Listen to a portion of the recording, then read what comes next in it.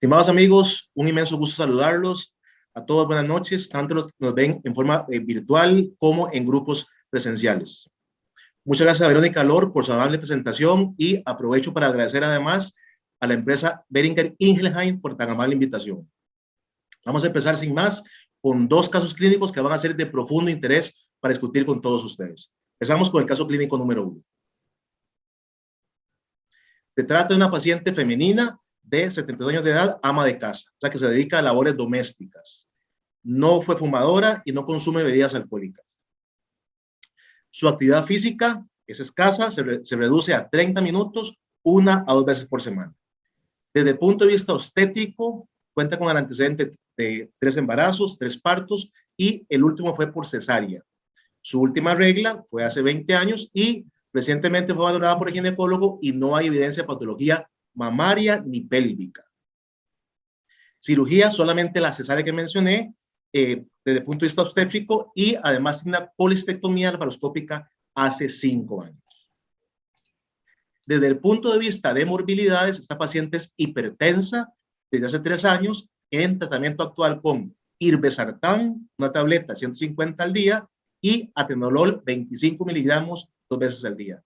No toleró la amlodipina porque le produjo edemas bipodálmicos. Y otros medicamentos que toma para la dilipidemia, lovastatina, 20 miligramos por día en la noche. Además es diabética desde hace 6 años, inicialmente tratada solo con dieta. Desde hace 3 años fue intervenida con glibenclamida y en la última cita, aproximadamente hace 1 año, su médico le duplicó la dosis de 5 a 10 miligramos, o sea, de 1 a 2 tabletas. Su médico intentó en algún momento darle metformina, sin embargo, no hubo forma de que la tolerara por náuseas y diarrea postprandial, a pesar de que se le fue incrementando la dosis en forma paulatina en aquel momento. Sin control médico regular desde hace 1 año, debido a la pandemia COVID-19, como ha pasado con muchísimos de nuestros pacientes. Ha tomado sus medicamentos, según cuenta, en forma rutinaria y aparentemente al esquema actual de tratamiento hay una buena tolerancia. Aunque no se controla regularmente con glucometías capilares, porque no siempre hay cintillas disponibles, ella refiere varios episodios sugestivos de hipoglicemia, sobre todo a media mañana. Y ayer, para acudir a su cita, se realizó los exámenes de rutina. ¿Qué encontró el médico al examen físico? Pesa 78 kilos y medio, mide 58, lo cual nos da para un IMC de 31.45, lo que la coloca en obesidad grado 1. Su cintura mide 91 centímetros, lo que de acuerdo a las guías de la IDF correspondería a obesidad visceral para pacientes latinoamericanos, llamados en esas guías europeoides. Presión arterial en el brazo derecho, 150 y 192 la primera vez, y la segunda ocasión, 148-94, que evidentemente está por las guías, por encima de lo que dicen las guías. Hay acantosis nigricans, la auscultación cardiopulmonar es normal y se palpa el hígado bajo el reborde costal derecho. La palpación de este hígado y la acantosis nigricans sugieren evidentemente que la paciente, como es lo habitual en diabetes tipo 2, tiene resistencia a la acción de la insulina. Desde el punto de vista de exámenes, no hay anemia, una hemoglobina en 13.4, una glicemia de ayuda 148, un poco alta, de acuerdo a lo que las normas nos exigen, entre 80 y 130, la glicosilada 7.4%, colesterol total 212, triglicéridos 234, colesterol LDL 136 y colesterol HDL 32. Un perfil lipídico bastante típico de un diabético tipo 2.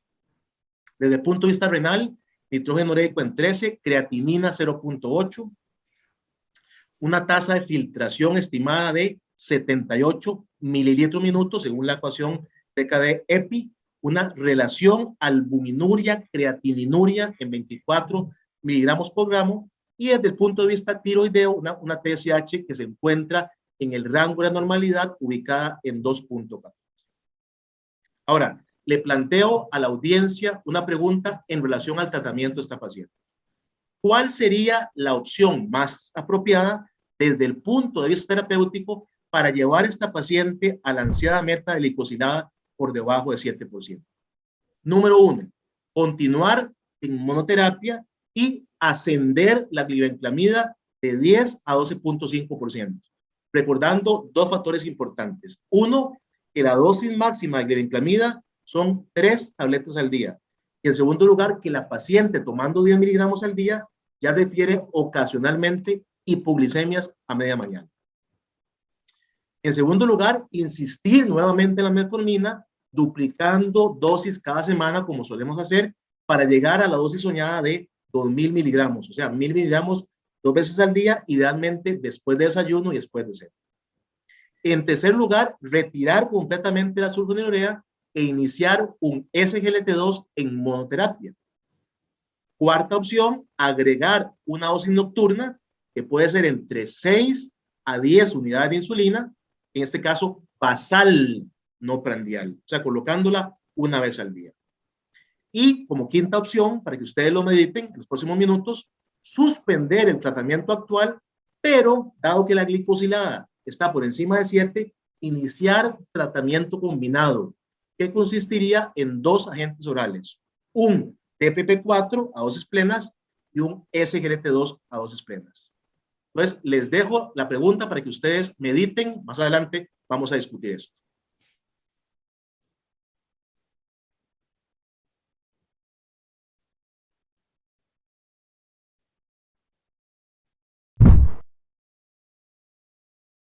Pasamos ahora inmediatamente a las preguntas con los especialistas. En primera instancia, tengo el gusto de invitar al doctor Lorenzo Fácila, que como ustedes recordarán, es cardiólogo y trabaja en España. Doctor Fácila, buenas noches. Buenas ¿Cuál noches. es el riesgo cardiovascular de este paciente y qué herramienta utilizaría usted para su adecuada evaluación? Muchas gracias, doctor Hasbun. Bueno, yo creo que esta pregunta, la respuesta es a su vez es fácil y a la vez es difícil. Fácil porque tenemos que considerar que prácticamente la mayor parte de los pacientes diabéticos o son de alto o de muy alto riesgo cardiovascular. Muy pocos pacientes diabéticos tienen un riesgo moderado y ninguno bajo, como luego veremos en las guías. Y por otro lado, es difícil porque infravaloramos el riesgo cardiovascular de los pacientes diabéticos que vemos en nuestra consulta. Esta gráfica que acabas de poner un poco es para reflejar que los pacientes con diabetes sin enfermedad cardiovascular tienen el mismo riesgo de mortalidad cardiovascular que aquellos pacientes que ya han presentado un evento cardiovascular y que no son diabéticos. Por tanto, casi podríamos equiparar el riesgo cardiovascular del paciente diabético a un paciente que ya ha tenido un episodio cardiovascular. Por tanto, los pacientes ya de entrada prácticamente estamos hablando de alto riesgo o muy alto riesgo y por tanto los objetivos terapéuticos van a ir dirigidos ahí. Si pasas por favor en la siguiente diapositiva. En esta paciente en concreto, y si nos vamos a las guías de práctica clínica, en este caso he elegido las europeas, esta paciente tenía 72 años, 6 años de diagnóstico de diabetes y una presión arterial en rango de hipertensión por encima de 14,9 y diabético pues, probablemente peor controlada. Por tanto, esta paciente, un factor de riesgo, una evolución de diabetes, etcétera, esta paciente yo, bajo mi punto de vista, la consideraría como alto riesgo cardiovascular. Si pasas a la siguiente, un poco... Esta diapositiva es para simplificar el manejo del paciente diabético desde el punto de vista del tratamiento antidiabético. Ya saben ustedes que estas son las últimas guías europeas, pero bueno, a lo largo de todo el globo terráqueo hay múltiples guías del manejo del paciente diabético y se simplifica de tal manera que el paciente de alto o muy alto riesgo cardiovascular que no lleve ningún tratamiento para la diabetes, lo habitual es empezar con un inhibidor de SGLT2 o con un análogo del receptor GLP-1. Es decir, que por un lado, paciente diabético, ¿cómo clasificamos al paciente diabético? Alto, muy alto riesgo, y esto nos va a simplificar mucho su manejo. La siguiente diapositiva no hace más que refrendar un poco este algoritmo que lo tienen disponibles en las guías de práctica clínica de la Sociedad Europea de Cardiología. Doctor, muchísimas gracias. Luego vuelvo con usted nuevamente. Le doy la bienvenida al doctor Juan Montejo, nefrólogo de Colombia. Doctor Montejo, buenas noches. Buenas noches, doctor Hasbun. Voy con la primera pregunta. En esta paciente sin evidencia de enfermedad renal crónica, desde un punto de vista nefrológico, ¿es pertinente iniciar un inhibidor SGLT2 en forma temprana? Bueno, aquí hay algo muy interesante y lo primero que tenemos que establecer es qué es enfermedad renal crónica, desde el punto de vista de las variables de desenlace de los diferentes trabajos. al lado derecho ustedes ven lo que se llaman los puntos de desenlace duro, que es llegada a enfermedad renal crónica terminal, muerte de causa renal y asociar todos los desenlaces duros renales con mortalidad cardiovascular. Es importante anotar que la mayoría de los trabajos con inhibidores de SGLT2 no tenían como objetivo primario el desenlace renal, excepto el trabajo del Credence con canagliflozina, el DAPA-CKD y el trabajo con Empakidney que viene. Hay otros desenlaces intermedios, que es el que tiene la mitad, donde digamos que de alguna manera no se han puesto de acuerdo. Los que más se utilizaron fue doblaje creatinina, pero ahora se está teniendo también el desenlace de deterioro del 40% de la tasa de filtración glomerular, 50 y 57%. Y hay una que se llaman los desenlaces subrogados, que son marcadores que se creen que muestran un deterioro a futuro del desenlace renal, básicamente refiriéndose a la albuminuria, reciente inicio de albuminuria, empeoramiento de la albuminuria o paso a macroalbuminuria. Dame la siguiente. Fíjense cómo este es el resumen de los trabajos que hay con inhibidores de SGLT2, donde ustedes saben que ya hay trabajos en diabéticos y no diabéticos mirando desenlaces renales, sea como objetivo primario o como objetivo secundario. Vamos a mirar lo que es los pacientes en diabetes. Y allí tenemos varios trabajos. El primero de ellos el EMPA-REG, Canvas, Diclertimi, Credence, los estudios en falla cardíaca como el DAPA-HF y el EMPEROR-Reduce. Y fíjense cómo en forma unánime los inhibidores de SGLT2 disminuyen los desenlaces renales, dando más o menos, si ustedes ven, una disminución del 39% de los desenlaces renales. Sin embargo, alguien dirá, bueno, pero esto sucede para los pacientes que ya tienen enfermedad renal diabética establecida o también se da en pacientes que no tienen criterios de enfermedad renal diabética. Que la pregunta es muy clara. Si deberíamos utilizar inhibidores de SGLT2 en forma temprana. Dame la siguiente.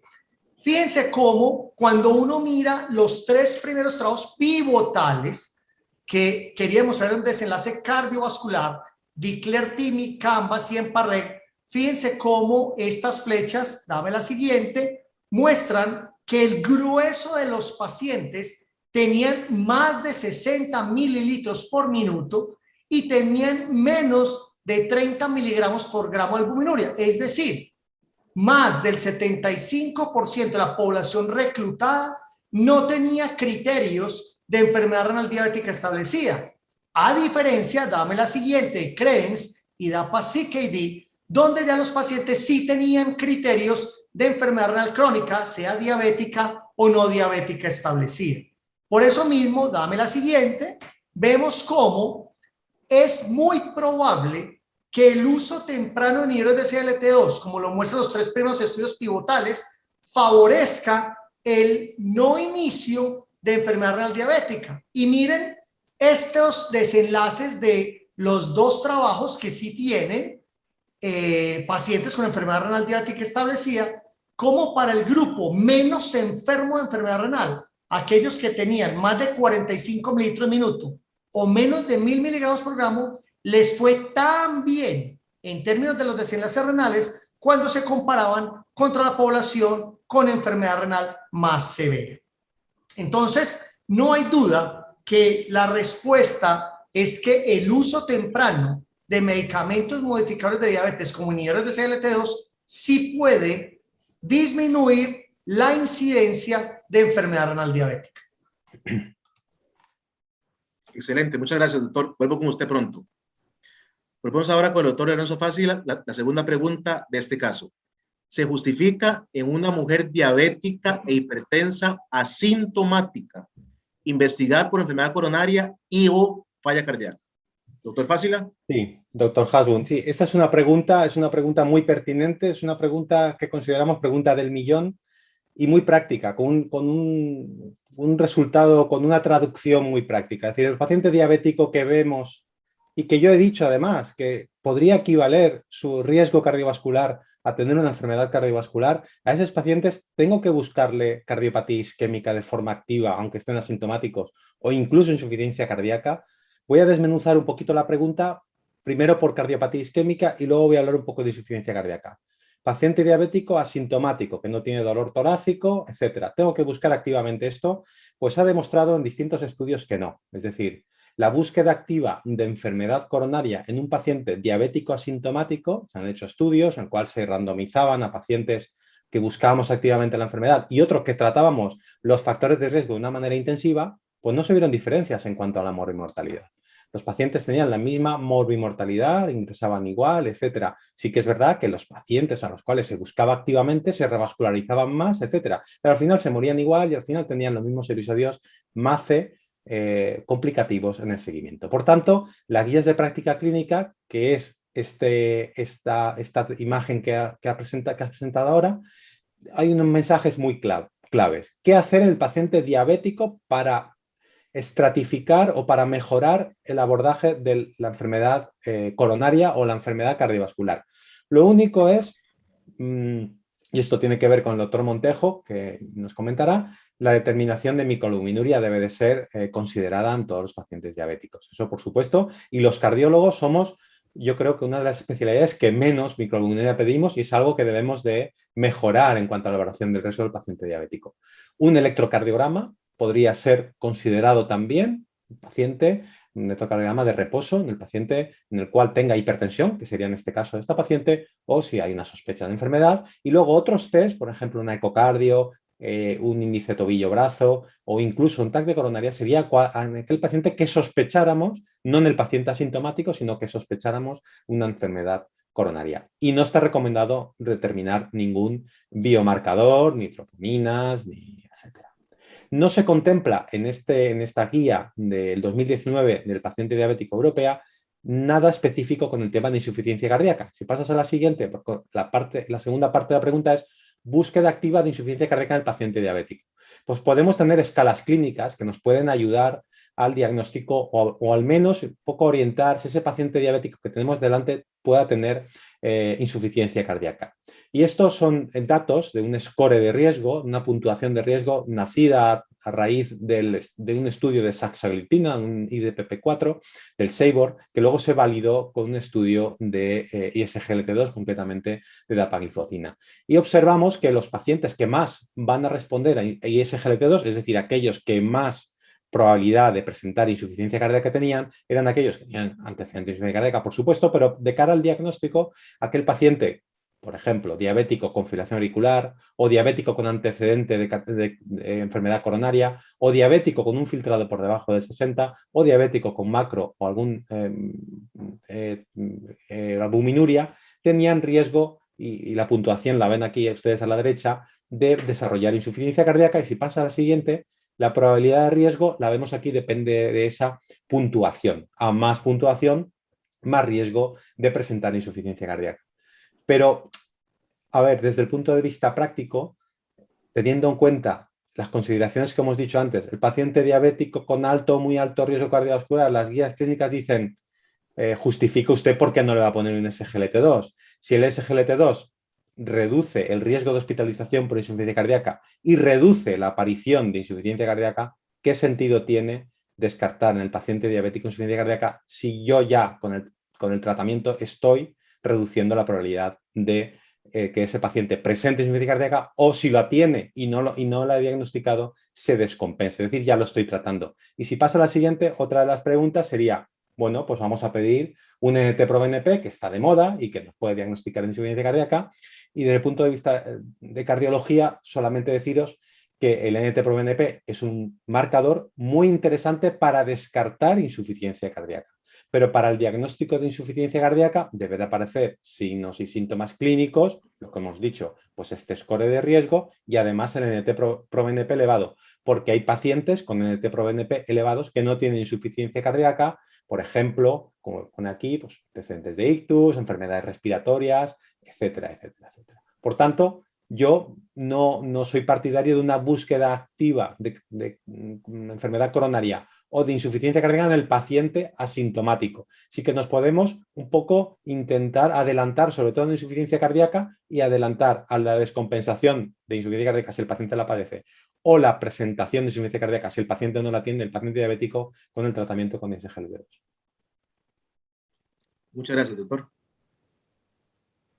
Volvemos ahora con el doctor Juan Montejo. Pregunta número 2. ¿Qué otros exámenes de laboratorio, imágenes u otros emplearía usted para clasificar apropiadamente la función renal en esta paciente y establecer su pronóstico? Bueno, desafortunadamente en nefrología son pocas las herramientas que tenemos para establecer diagnóstico de enfermedad renal crónica. Si nosotros miramos, esta paciente tenía una tasa de filtración glomerular estimada de 78 mililitros por minuto y una albuminuria de 24 miligramos por gramo. Si somos estrictos con el diagnóstico de enfermedad renal, pues tiene más de 60 mililitros minuto y menos de 30 miligramos por gramo. Y uno, digamos que a la ligera diría, pues no, esta paciente no tiene enfermedad renal asociada a diabetes. Pero como vamos a ver en la siguiente gráfica, ¿qué tan temprano estamos llegando nosotros al diagnóstico de enfermedad renal crónica?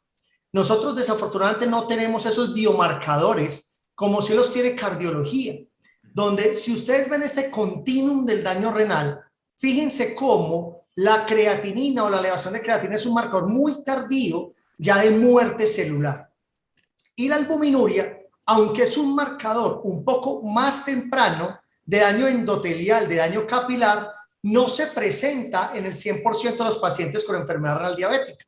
Recuerden que hay algo que se denomina el fenotipo no proteinúrico de la diabetes, que se da en el 25% de los pacientes. Ahora, otra cosa es el umbral que estamos utilizando de albuminuria.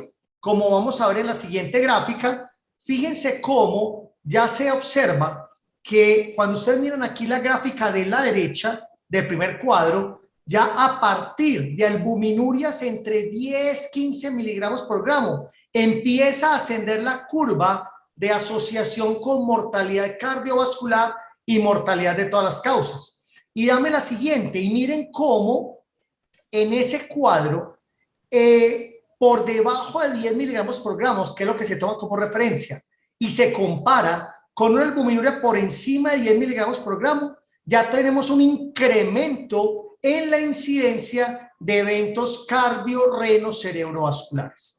Es decir, no se extrañen si en un futuro no lejano el umbral de albuminuria se disminuye y ya no va a ser 30 miligramos por gramo, porque finalmente, ¿qué es la albuminuria? La albuminuria, como vamos a ver en la siguiente gráfica, es un factor de permeabilidad capilar. No hay duda que la disfunción de la barrera de filtración glomerular es la que ocasiona que haya albuminuria, pero eso no sucede solamente en el endotelio glomerular, sucede en todo el sistema donde hay endotelio. Por eso es que es su asociación con eventos cardiovasculares. Y recordemos otra cosa, la diabetes mellitus, dame la siguiente, no es la única que lleva a que haya hiperfiltración glomerular y albuminuria. También los factores de riesgo asociados, hipertensión, obesidad, tabaquismo, etcétera, etcétera, llevan a que esa diabetes, junto a estos otros factores de riesgo, incremente el daño endotelial y probablemente esta paciente, así con las guías actuales, digamos que no tiene enfermedad renal, probablemente sí la tenga porque ya tiene 24 miligramos por gramo. Sería muy interesante tener más biopsias renales. Desafortunadamente, tenemos muy pocas biopsias renales en los pacientes diabéticos y probablemente encontraríamos muchos daños morfológicos en pacientes donde no ha subido la creatinina y donde no tenemos más de 30 miligramos por gramo de albuminuria. Muchas gracias a ambos. Y ahora convoco nuevamente a los colegas de Ecuador para que discutamos en conjunto endocrino, diabetes, cardio y nefro, la mejor respuesta para el caso clínico número 1.